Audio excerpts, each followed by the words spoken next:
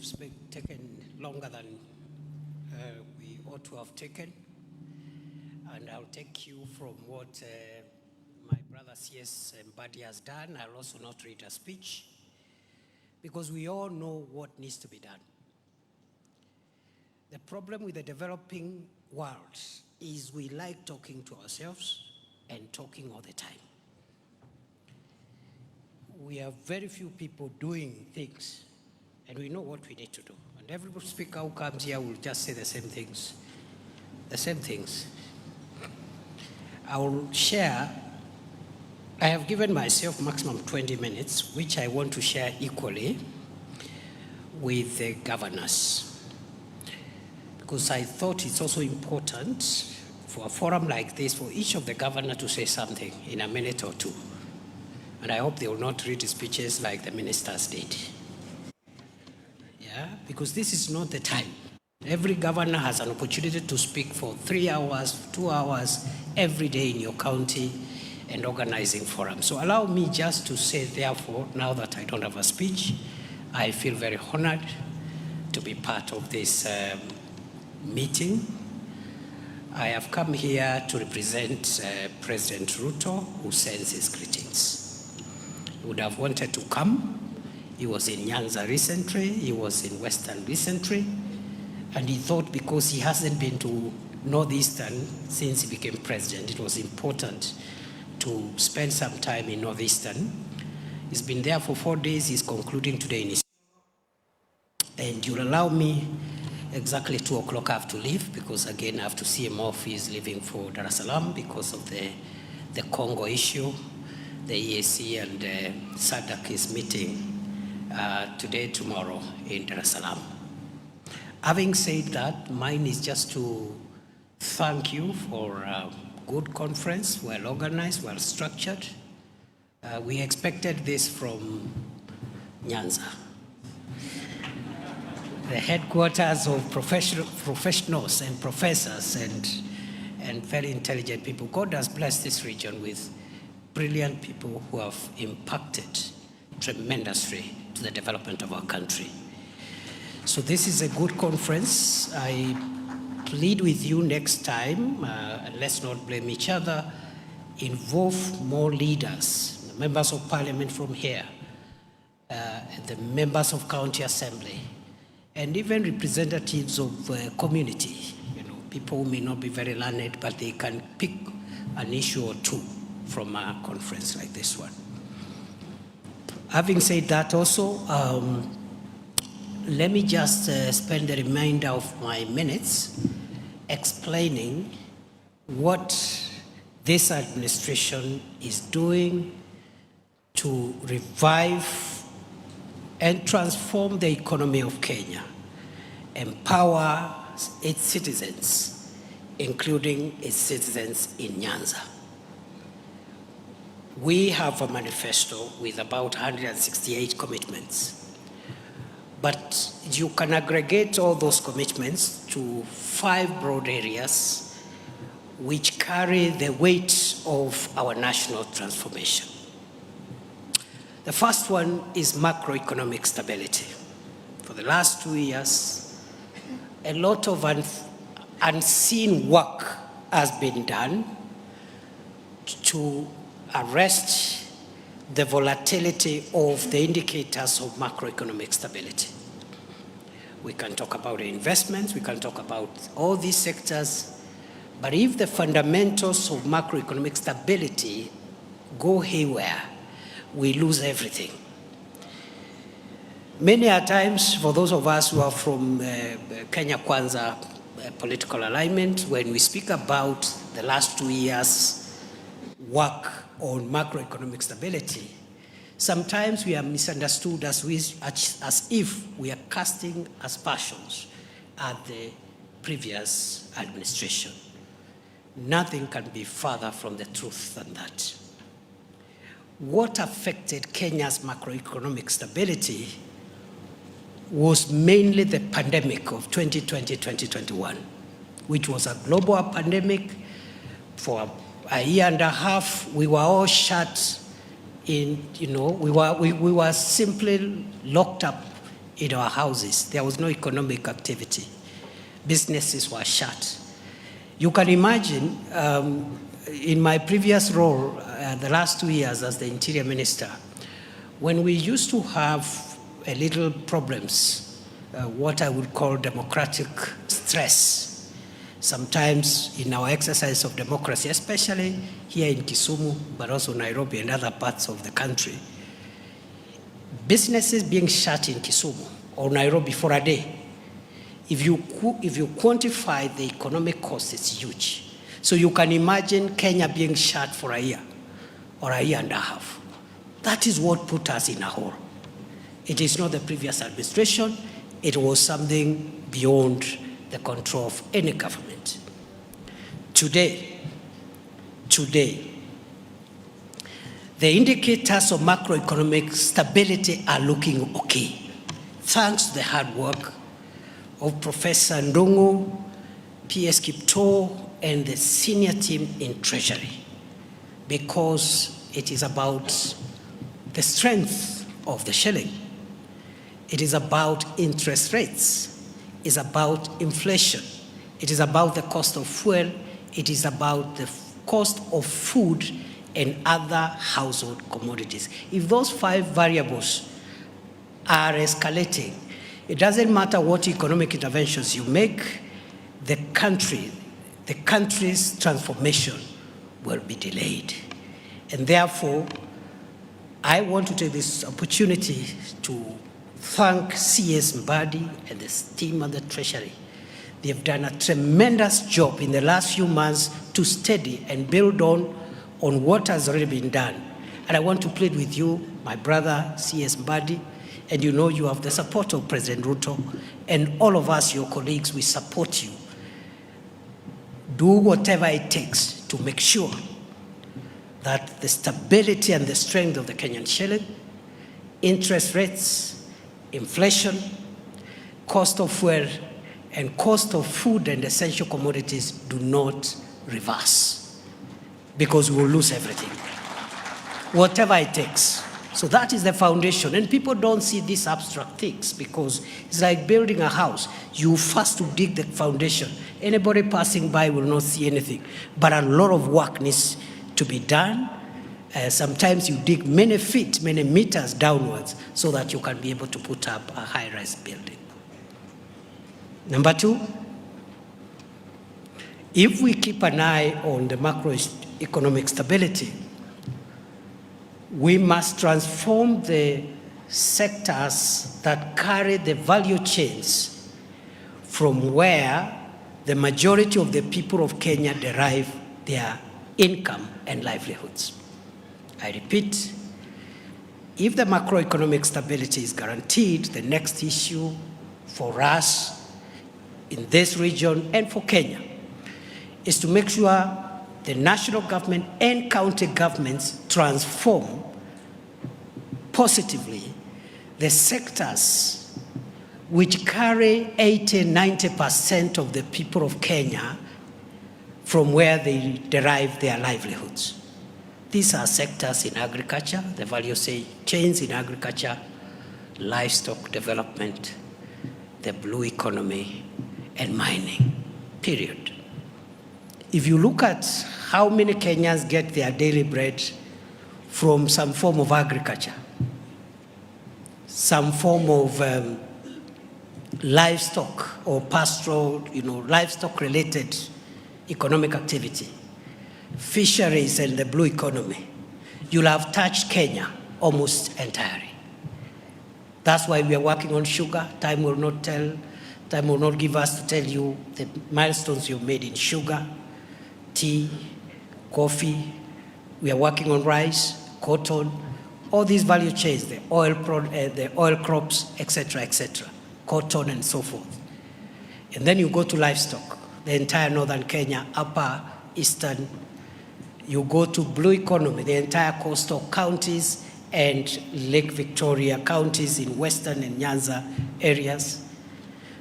And then mining in between there, because mining is quite a precious part of the real sector that can take the country to the next level. So if we transform those sectors, where the majority of the people of Kenya derive their livelihoods. We are good to go.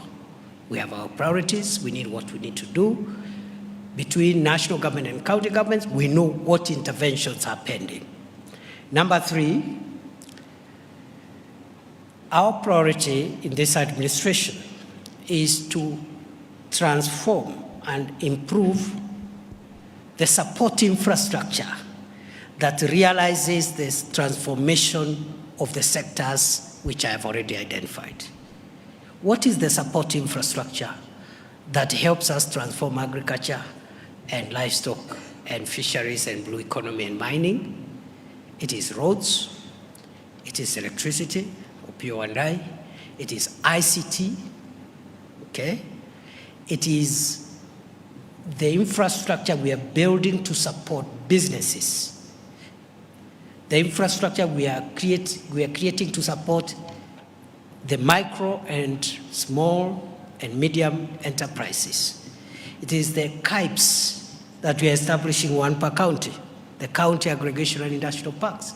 It is the special economic zones, the 5 of them that we are racing against time to not only complete but also operationalize. It is the affordable and social housing program. That infrastructure, ICT, the KIPES, the special economic zones, water, electricity, ICT, will help revitalize these value chains that bring wealth to the people of Kenya. Number 4, it is job creation. We have all said in so many words that one of the challenges we must confront as leaders of Kenya at all levels is the need to empower, especially the youth, by creating more jobs. Alfred and the team there, and the county government, I'm sure, are doing a good job as well. And we are attacking joblessness and job creation from all fronts. You've heard Alfred summarize it, kazi kwa ground. Any work available, even if it's a short-term job, is better than no job at all. Even if it's a job for a month or 2 months or 6 months or a year, is better than no job at all. Because by the time that young person finishes under the affordable and social housing programs, there will be either another project or another job opportunity somewhere. Instead of our youths spending times in marketplaces, waiting to be paid 100 shillings by a politician to heckle their rival. We are creating jobs through the ICT, online jobs, digital jobs, kazi mtandaoni. And then we have programs for creating jobs abroad. Our young people want to travel, work abroad, save, invest it, and also come back in the country later on, are welcome to go and venture there and work, because there are people born in Kisumu, but they work in Mombasa. They are still sons and daughters of Kisumu. They come home maybe at the end of the year. What is the difference between a son or a daughter of Kisumu working in Mombasa and the one working in London and Dubai? They all come home at the end of the year. And maybe the fellow from London or Dubai may get here faster and quicker than the person working in Mombasa or Lamu, for that matter. So job creation is a big item, and we are leaving nothing to chance. If you can create a few more jobs, it is better, because you're reducing the numbers of young people who feel frustrated because we have not created enough opportunities for them.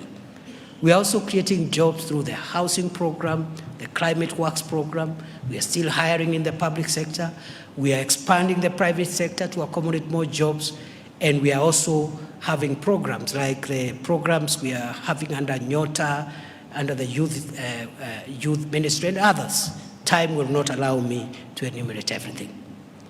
The last pillar of transforming Kenya in the shortest time is in the software that delivers on the 4 issues I have mentioned.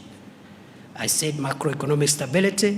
I also talked about value chains that carry the majority of the people in terms of incomes and wealth. Number 3, it is the support infrastructure in the many ways I've explained. Number 4 is job creation. Lastly, For us to realize our destiny as a nation, as a region, as counties, as Kenya, we must take two social variables very important. One is health, and the other one is education. If you have an educated, healthy population, then all the other pillars will be realized. That's why this administration is going out of its way to ensure that the universal health coverage for Kenya, Taifa Care, works. Many countries across the world have struggled with universal health coverage with very limited success. Even in the United States, when they succeeded with Obamacare, the Supreme Court moderated what it would have become. It's not an easy thing. But this government is persuaded that you need a healthy population, and we are spending a lot of money, and middle class is almost getting impoverished because of Harambes, because of relatives who are doing Harambes. People and families are selling property, they are selling cars, they are selling land to finance health.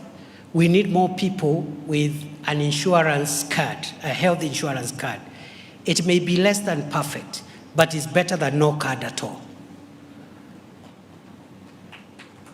We are working on perfecting the imperfections in Taifa Care, but it's better that way than a person who has no access to any medical cover. We had 9 million Kenyans who are insured since independence until now.